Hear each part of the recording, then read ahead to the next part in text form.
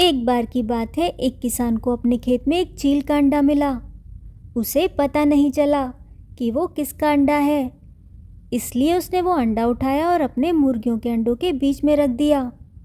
समय आने पर मुर्गियों के अंडों से चूजे निकले और चील के अंडे से चील का बच्चा निकला।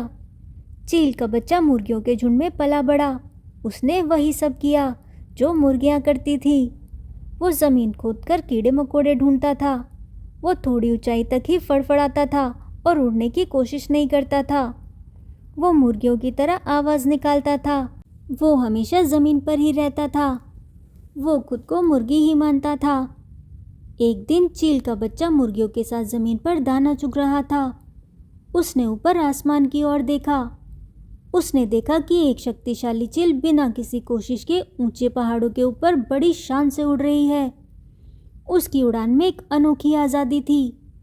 चील के बच्चे ने मुर्गियों से पूछा, वाह, वह पक्षी कितना शानदार है, वो कौन है?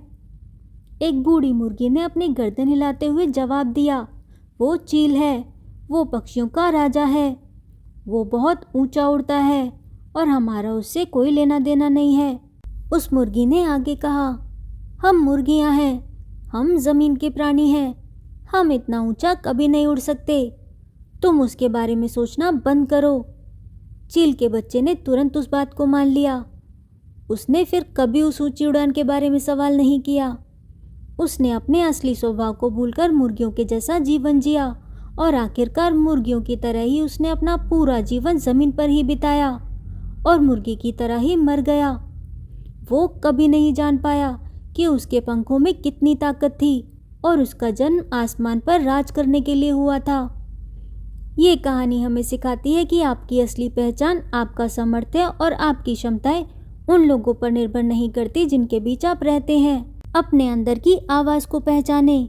अगर आप अपनी असली क्षमता को नहीं पहचानेंगे तो आप एक महान चील होकर भी मुर्गियों की तरह ही साधारण जीवन जीकर रह जाएंगे। ये कहानी हमें अपने सपनों और लक्ष्यों को पहचानने और उन पर विश्वास रखने की प्रेरणा देती है। अगर आपको ये कहानी पसंद आई तो चैनल को सब्सक्राइब करें और वीडियो को लाइक करें।